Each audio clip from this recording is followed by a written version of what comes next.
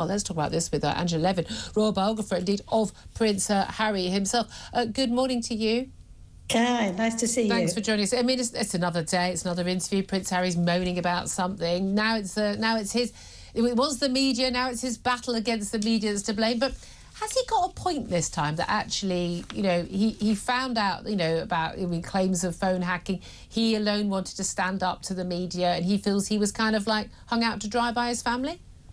No, of course not. It's absolute nonsense. I think it's shameful that someone who's almost 40, he will be in September, thinks that the fact about this, that what the newspapers have done and hacking is the thing that has taken him away from his parents. It's nonsense. I can tell you exactly what's taken away from his parents, and that is the interview with Oprah Winfrey, 6 moaning hours at Netflix, his autobiography, Spare, and actually pinching any comments he could take from his parents and family and sell them to make money. Yeah. And he's been hideous about them. He said that King Charles and William were trapped.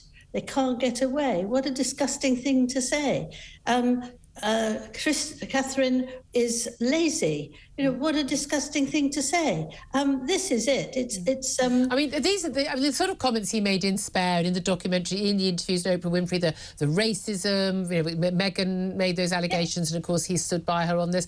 All of these things, if they were said in a heated family argument on Christmas Day, would be pretty hard for most families to ever get over. I've seen families falling out over less. You know, just a slight to an in-law. That's it. It's all over. I'm never speaking to you again.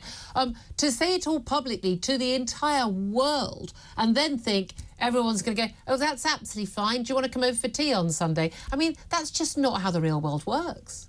No, of course it isn't. And actually, I think, I mean, from what I know from him, spending 15 months with him when I did his biography, to now, he seems to behave like a sort of child that he can only see from his own view. He can't think how his family would feel about anything, and he just feels that it's all about him. He said that trying to handle the British press is his mission, one of his main missions for life. Well, it's a very strange mission, and also the fact is that he's obsessed with it, and he says it's you know, it's for the greater good.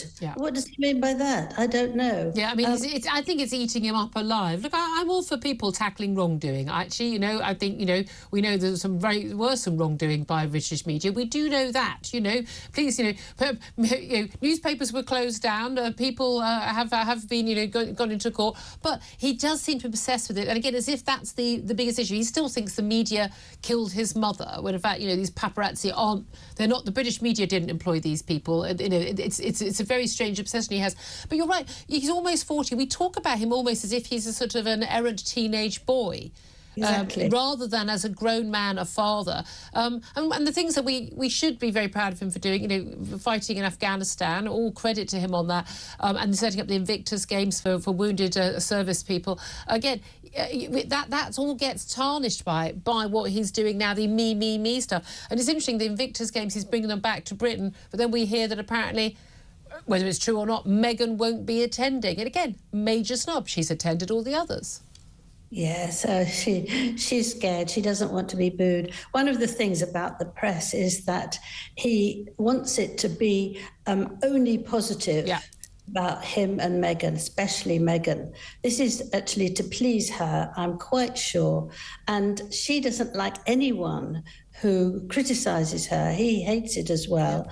She can't cope with it. So it's a very different way of looking at the press. And as if he can do this 5,500 miles away, he wants to sort of manipulate our press. Unfortunately, it's not going to work, is it? Angela Levin, really appreciate you joining us.